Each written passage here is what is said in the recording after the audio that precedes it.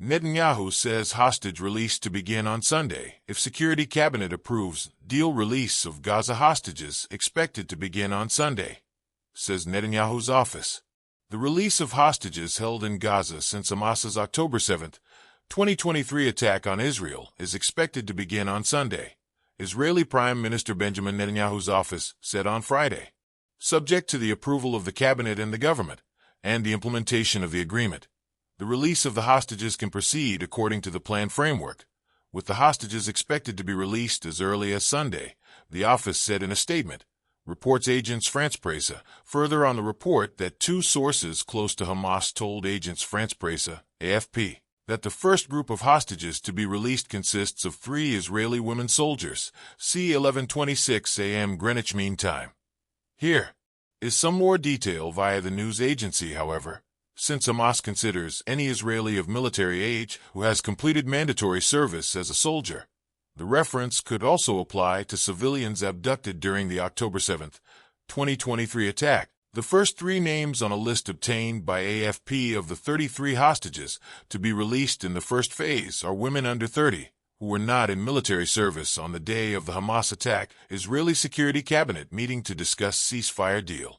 Here is an image from the Israeli Security Cabinet discussion today at the Prime Minister Benjamin Netanyahu's office. 2 sources close to Hamas have told Agence France-Presse, AFP, that 3 Israeli female soldiers would be the first to be released on Sunday evening. They would be received by Red Cross aid workers as well as Egyptian and Qatari teams, one source said on condition of anonymity.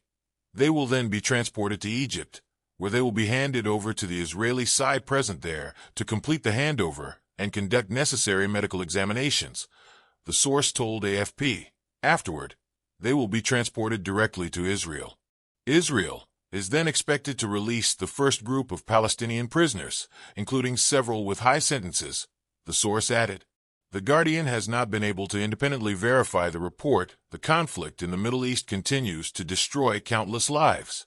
The horrific scenes since October 7, 2023 from Gaza and Israel have haunted millions around the world, and the crisis continues to be felt with intensity across the region. As the war reaches a new stage, understanding what is happening and what comes next is more important than ever, with correspondents on the ground in the Middle East and reporters providing live updates around the clock.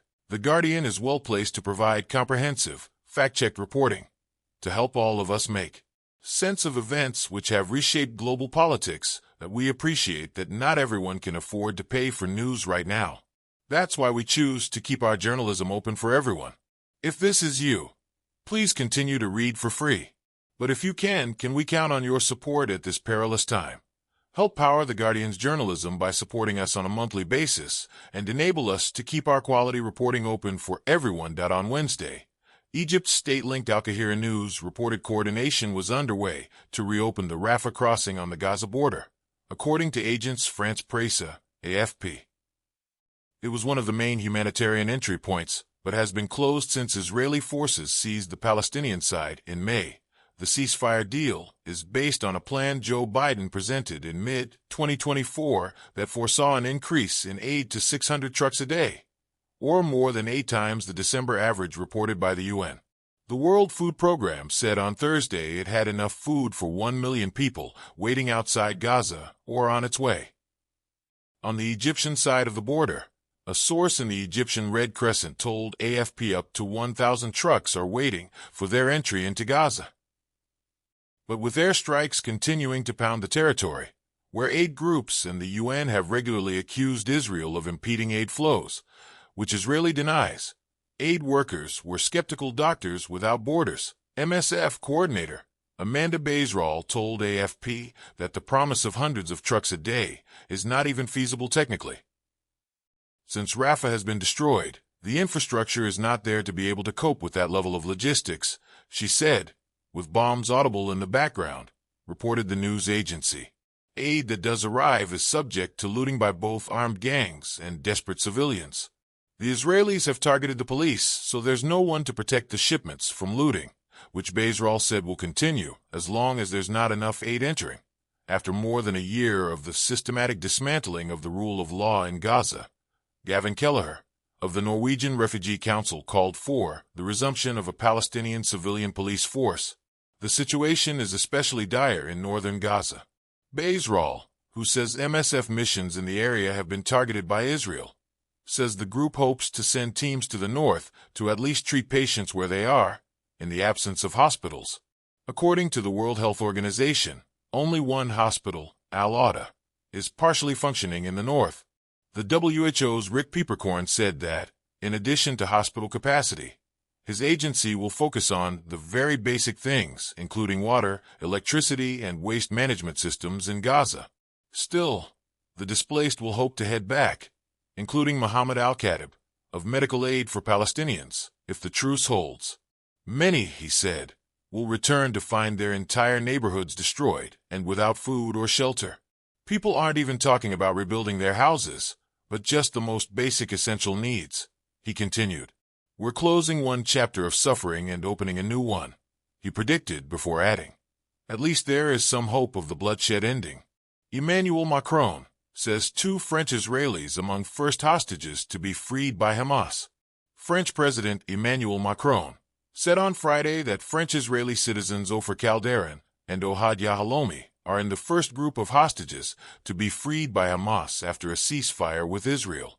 Macron's announcement came after Israeli Prime Minister Benjamin Netanyahu's office said that the release of hostages held in Gaza since Hamas's October 7, 2023 attack on Israel is expected to begin on Sunday. An Israel-Hamas ceasefire deal expected to take effect on Sunday has sparked hope for life-saving aid to reach Palestinians. But aid agencies have warned of obstacles from destroyed infrastructure, massive need, and collapsed law and order. Announcing the truce, U.S. President Joe Biden said on Wednesday that it would surge much-needed humanitarian assistance to Palestinian civilians. The UN's Undersecretary-General for Humanitarian Affairs and Emergency Relief Coordinator, Tom Fletcher, called it a moment of hope and opportunity, but said we should be under no illusions how tough it will still be to get support to survivors. On the ground in the territory, where nearly all 2.4 million people have been displaced at least once, aid workers worry nothing will be enough to meet the need. Everything has been destroyed. Children are on the streets. You can't pinpoint just one priority. Doctors Without Borders MSF coordinator Amanda Bezral told Agence France-Presse, AFP, by phone from Gaza. Speaking from the southern Gaza city of Khan Yunis, Mohammed Al-Khatib, of Medical Aid for Palestinians, said local aid workers have not stopped for 15 months. It was one of the main humanitarian entry points, but has been closed since Israeli forces seized the Palestinian side in May. The ceasefire deal is based on a plan Joe Biden presented in mid-2024 that foresaw an increase in aid to 600 trucks a day, or more than 8 times the December average reported by the UN. The World Food Program said on Thursday it had enough food for 1 million people waiting outside Gaza or on its way. On the Egyptian side of the border, a source in the Egyptian Red Crescent told AFP up to 1,000 trucks are waiting for their entry into Gaza. But with airstrikes continuing to pound the territory, where aid groups and the UN have regularly accused Israel of impeding aid flows, which Israeli denies, aid workers were skeptical. Doctors Without Borders MSF coordinator Amanda Bezral told AFP that the promise of hundreds of trucks a day is not even feasible technically.